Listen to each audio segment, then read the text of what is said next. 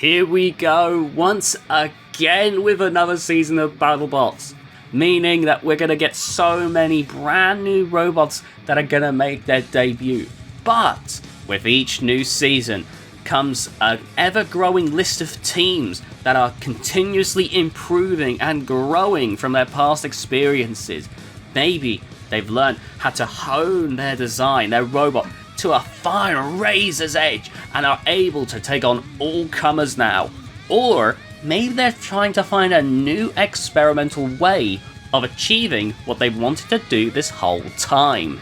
Well, we won't have to wait long to find out, but for now, I want to talk about the 10 returning teams that I am excited to see for Battlebots. Let's get into this. Now, first up is Mammoth, and honestly, I know I go on about Mammoth every single year, but it's such a fascinating robot, isn't it? Like, structurally, we already know that it's just not very well held together. It very nearly lost its fight against Huge, but there's something about the way the robot's built that means that it's not that easy to take on. It's very capable of lifting robots up around and even able to throw robots like Huge about, which, let's be honest, Huge is so difficult to deal with that even Hydra didn't want to mess with it. And now Mammoth comes along with what looks to be a far sturdier rotary lifter. I mean, just look at that thing. It looks like they've also tried to get everything just a little bit more protected, though the chains are still very exposed, so I'm not too sure how that's going to work out for them. But I always have a great deal of fondness for Mammoth, and given their fight against Huge was one of the most memorable fights of the last season, I am very excited to see what Mammoth is going to do this time.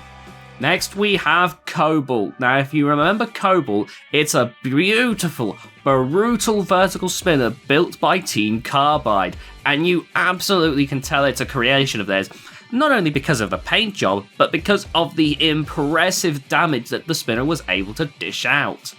The only thing that seemed to be a problem was they had some ground clearance issues. You know, in some cases they weren't low enough, and in other cases they were perhaps too low to the ground. They seemed to get stuck on a seam on the floor, but it was a robot that showed a lot of potential to be possibly one of the more deadly vertical spinners out there. Now, Cobalt wasn't able to attend last season, and unfortunately Team Carbide wasn't able to make it this season, but Cobalt has made it across the seas anyway, thanks to Team Gigabyte. Now, I always have a soft spot for Gigabyte. Like, yeah, the shell spinner design is having a bit of trouble finding its place in the modern combat scene, but they're probably one of the most equipped teams to be able to make that type of design work. But not only that, Cobalt is being driven by Matt Maxim. Matt Maxim, the person who drove Stinger the Killer Bee, or as people who watch Robo games may know, Sewer Snake. Matt Maxim is an exceptional driver. I'd say quite possibly one of the best drivers out there. Like, this is, and that takes this to a whole new level. Cobalt has an excellent driver at the helm, an excellent team making sure that it runs as best as it possibly can, and Cobalt, designed by some of the best spinner designers in Team Carbide, makes for an absolutely deadly combination, and I think Cobalt is going to go deep into this tournament. Then we have Deep Six, and Deep Six was so impactful in its last run that it changed the rules of spinners in Battlebots. Now, beforehand, the rules were a little bit more lax, but Deep Six's huge meaty bar caused so much damage in the Battlebots that there's now a rule that forced Deep Six's bar to actually get slightly downsized. Now, obviously, when you look at it, you can see that it hasn't changed all that much. The bar is still very nasty and quite large, so undoubtedly going to take some major chunks out of opponents. But on top of that, Deep Six seems to have improved torque in the design, meaning that Deep Six will be able to self-ride. So, sure, Deep Six isn't going to be able to leave holes in the Battlebox floor anymore. However, they're still going to be able to deliver some absolutely insane hits on opponents, and they'll be bouncing back and getting ready to deliver another one. This isn't me saying that Deep Six is going to be this hyper-competitive design, absolutely not. But I've got to say that this seems to me like an absolutely genius move to make Deep Six a robot to be feared and not just a one-hit wonder. On top of that, Deep Six's stabilizers that they added on towards the middle or end of the season are now an actual part of the design, so the robot's going to have a much easier time moving around. Honestly, this is the thing I love to see. Sure, Deep Six isn't going to win the tournament, but Deep Six is a memorable robot, and I am so excited to watch it just cause chaos like it did before. Deep Six is everything that I thought it was going to be, and I have high hopes for it to just absolutely destroy something in the new season. Then there's Gruff, the most hardy, durable lifter that I think I have ever seen. If a robot can go not once but twice against Tombstone and just last for an exceptionally long time, one of those going the entire distance, then that is an exceptional sign to me. Externally, Gruff seems to be very much unchanged. However, I am almost certain that a lot of the changes are internal. For instance, while Team Gruff has not let on much of what they've worked on, they have made it clear on their Facebook page that the flames are more powerful than before. And yeah, flamethrowers aren't the most damaging thing in the world, but hey, listen, I'm here to enjoy myself. I'm here to have an entertaining time, and flamethrowers are fun. Honestly though, Gruff already has a working formula. They just need to keep working on it and improving it, and I have faith that they are coming in with some great needed improvements under the hood. That, along with an even better, more entertaining flamethrower, honestly, I think it's going to be fun to watch them go. Next up, it's Minotaur. Oh my god, Minotaur is back! Listen, I love Minotaur. It is my favorite drum spinner ever. Look, I love the likes of like Copperhead, Concussion, and all the rest, like Poison Arrow, but look, Minotaur is exceptional. It's an incredibly tough, incredibly powerful robot, aggressively and beautifully driven by Daniel Freitas. Honestly, Minotaur is a robot that has my heart. It's just a well-designed machine, and I really missed it while it was gone. And it just makes me so happy to know that Minotaur is making its grand return. It's gonna be interesting to see how it does, knowing that it did struggle a little bit last time with some of the higher end vertical spinners. Vertical spinners have continued to upgrade and improve themselves, so it's not easy to say whether or not Minotaur is going to be able to hang with them now that they've only gotten stronger. Saying that though, I think Minotaur is still going to be a robot to watch and a robot to not take lightly. So I'm excited to see what they can do. And next up is Slammo. And this is what you love to see. I have been backing Team Danby for such a long time now. I loved Foxic, I loved Predator, I loved Foxtrot. And now to see that they finally got something that really works with Slammo is honestly really great to see. Now, sure, it's a bit slow going to the moment as their wins have been against the likes of War Easy and Pain Train, but the robot has shown some impressive signs. It lasted a really long time against the likes of Witch Doctor and Black Dragon. It also looks like they've made some notable improvements to the machine, so that it should be able to do a bit better. Obviously, we'll have to wait and see because some things you can never tell, but one thing that we do know is that grabber and lifter mechanism is extremely good when it gets a hold of the robots. And an absolutely brilliant suplexing machine. I have high hopes for Slammo bringing the fight, showing what control bots are capable of. If it can put up even more of a fight against the higher end of robots, then that means that I will leave happy. Also, just one more note. Did Team Danby know us? Then we have free shipping, and free shipping is a robot where I am not expecting it to be coming away with a great win-loss record. But one thing is for sure, and that is that free shipping always delivers entertaining fights.